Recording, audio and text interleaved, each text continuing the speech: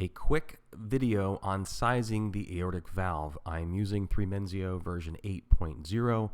There are much newer versions now that are even easier to use, but the same principles will apply whether you're using Osirix or some other CT recon program. I'm going to choose manual for this video, and I will start up in the ascending, place a dot in the leaflets, and then one down in the outflow track. We're going to adjust these.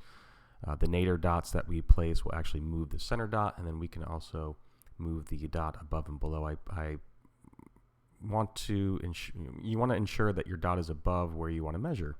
So the highest measurement we're going to be doing is the STJ, so it's above that. And then the outflow track, we only go down, probably about 10 millimeters at most, depending on what we see. So let's confirm there. And now our attention will turn to this bottom image, and I'm left clicking and holding, and I'm pulling down, and I go down into the outflow track, and then I slide up into the sinus through the leaflets into the aorta. So we see the coronary is left coronary, right coronary. Coming down, you see each cusp's tri-leaflet, fair amount of calcium into the annulus outflow track. Okay, so let's begin. First, we will place our nadir dot on the left coronary cusp, a red dot. There are several ways to do this. The first way I will show you, we will be placing our dots at this bottom left image. You can also place your dots here, and I'll cover that here in a second. So left click, scroll up until I see the left coronary cusp appear. Now I'm going to switch to my keyboard. I'm going to go down until that cusp disappears, and I see the annular perimeter here. And I'll go up. We'll do the same thing for the right coronary cusp, the nadir, which is the bottom or the lowest point in the cusp. Now we'll do the same for the non. And we can change these and move them around. So now on the image, I'm going to make my superior dot above the STJ and now below in the outflow track, kind of making a straight line here. And that'll give us accurate measurements of the coronary heights and STJ height. So let's also now make sure that we're at the bottom center of each cusp. And if you notice, the left coronary cusp is disappearing a little bit sooner than the other two. So let's go ahead and move these dots down, and they're pretty good. Let me zoom in so you can see there. They're not bad. I'm just going to fine tune it. Again, the annulus isn't really a structure, of course. It's really just the end of the outflow track. And we will go around to the yellow. Now, how I move around to each dot, you can either rotate the image by grabbing the hollow pink, which will correspond to the right side of the image, or the solid pink, which will be this side of the image. Same goes for the top right image, but I'm pretty much only working in these two. Let's move down to the non. And I'm doing that by rotating the image over to the dot, or you can just simply click on the dot. I can click on the red, for the left, back to the non. Again, our dot did seem a bit high because as I was moving up and down, this cusp seemed to be presenting itself sooner. So I'm going to come down, and that's where it disappears. And again, we're looking at it on the cross view, I guess, or sagittal view of sorts. And now we can move that dot down to right here. It's basically right at the end of the outflow track is where the annulus, right at the base of the leaflet and the sinus. It's a really good CT. You're not going to find all your CTs that look this good. So to confirm that our dots are at the right spots here, I'm going to left click and hold and then slide up, and I want to see all three sinuses appear at the exact same time. And it's pretty close. It's pretty close. And we'll do one last check around, again holding the hollow pink, which will correspond to this side of the image on the top. I'll rotate around to the left cusp, and over to the right cusp.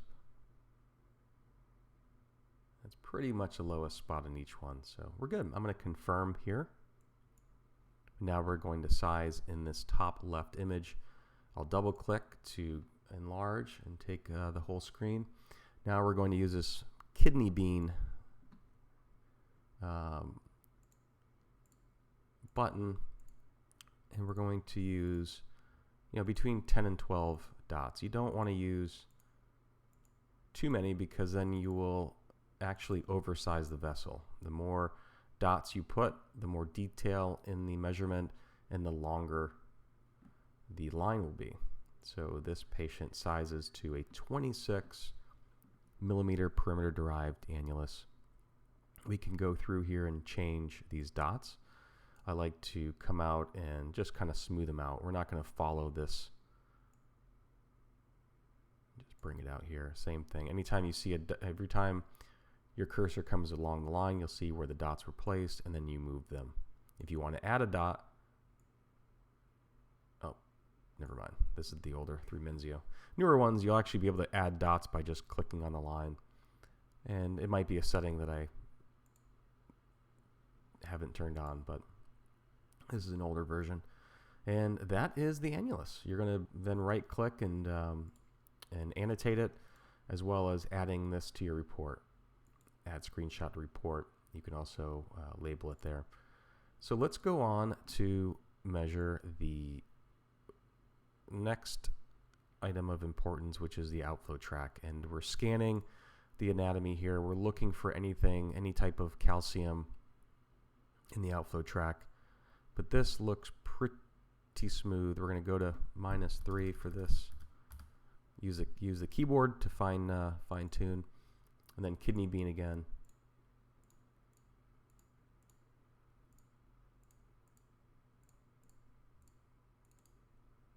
And there's our outflow track. So when you get a little bit of we can add dot here, insert point. This older version.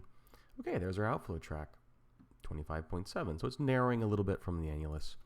Double click back out, bring our pink bar up, and let's look at the sinus, the top of the sinus, the STJ. When you're considering coronary access after your TAVR, you want to make sure you've got enough room here to get in. So let's do the STJ just above the right ostium. There's our STJ, 31.9. Now we'll come down and we're going to do the coronaries. So we'll start with the left coronary. And here when I do my screenshots, I want to kind of present them in kind of an anatomical, what we're used to seeing, which is the left coming off on the right side of the image. Here is the, we're going to use the bottom image now to do a height measurement. So you can see the top of the left main, the bottom of the left main. Right click and measure from basal plane, and there's your left coronary height. And you can also do many more measurements. And then you could even do a height of the sinus at this point. And then save that image.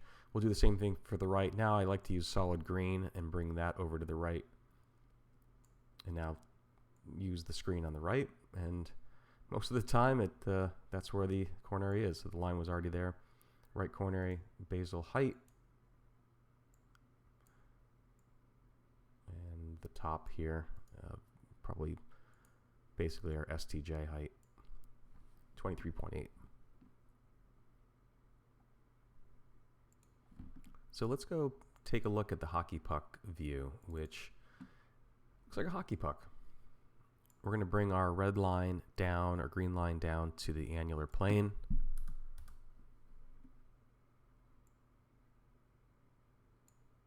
And now we're looking at the leaflets and the annulus coming, looking superior. So we're in the left ventricle. And we're going to decrease our height down to about 5. And the radius just kind of brings the image in a little bit. But this is our calcium at the annulus. We'll go ahead and save that. And then we'll simply flip the image. Now we're in kind of the operative, what you'd see in the surgery suite. You're looking down now at the leaflets. We will switch to VR mode, which is pretty cool rendering of basically the tissue and really kind of showcasing the calcium. And we're going to change the height, and now watching that sinus fill to the point now where we can see into all three sinus. If you go too high, then you're in the STJ and you'll start to actually cover what you want to look at. So kind of want to go to the height where the sinus is at its greatest. That looks pretty good. You can also kind of tweak it a little bit so you have a nice view here, and then we'll save that image as well. Add screenshot to report and click OK. So let's find our implant angle, which will have the right coronary cusp centered between the left and the non. I already have it lined up here, but think about the X-ray beam being this green line. We want to have the right coronary cusp centered. So if you just look at the very naders of the left, of all the cusps, you can center, and this is what you're going to see in the your root shot, your initial shot. You want to see the very tips of each of these naders. Again, you're looking this way, going from top to bottom, anterior. The right coronary cusp is always interior.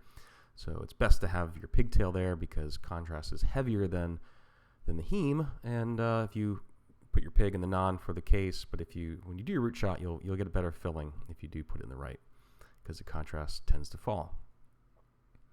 So now we're going to use what they call a C-arm positioning tool, and this is an older version of 3Mensio, but it's the same as the green line, and you can see your measurement REO 16, caudal 18, and if you swivel this around, you can adjust it. Then you right-click and add a report. Thank you for listening. Hope this helps, and if you want to see anything else with this older version of 3Mensio, just leave it in the comments, and thanks for watching.